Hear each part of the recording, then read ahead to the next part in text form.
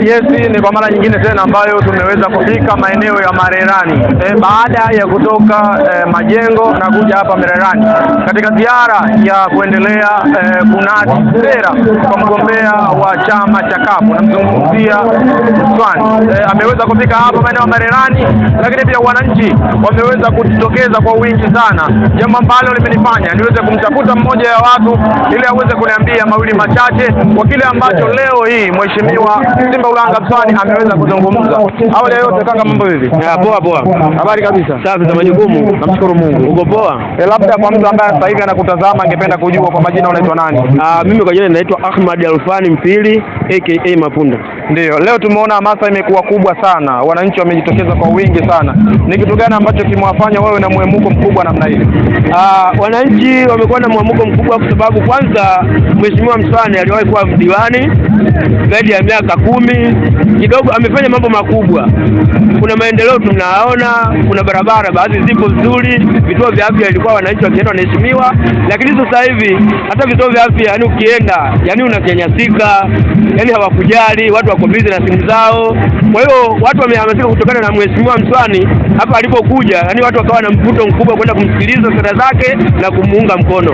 Kwa hiyo Mswani ni jembe.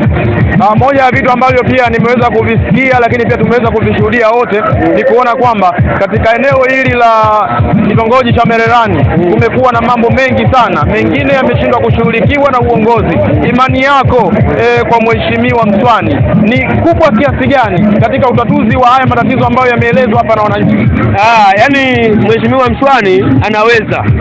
Yani changamoto zilizokuwepo zote mpaka sasa hivi watu tunamuunga mkono kutokana na jinsi alivyo na uweledi wake na ufanyaji wa kazi. Anaweza, atatusaidia. Tunatoka katika hatua hii tutaenda kwenye hatua nyingine.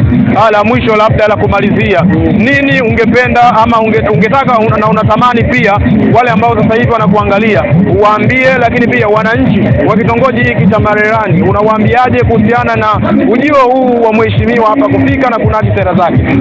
Ninachowaambia kwanza, wananchi wale kiujumla wana Marerani, tumuunge mkono Mheshimiwa Mswani. Mswani anaweza, na Mswani jembe ambao atatutoa kwenye hatua hii kwenda kwenye hatua nyingine.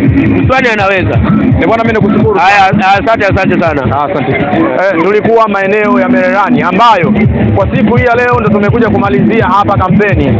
Mheshimiwa Mswani alikuja katika kunadi sera zake katika jambo moja na mbili. Tumeweza kushuhudia mambo mengi sana ambayo yamezungumzika hapa kiukubwa sana wananchi, lakini wamejitokeza kwa kiasi kikubwa, lakini kubwa zaidi ni matarajio kutoka kwa Mheshimiwa Mswani ambayo wananchi wameonyesha wakiwa na matumaini naye makubwa sana.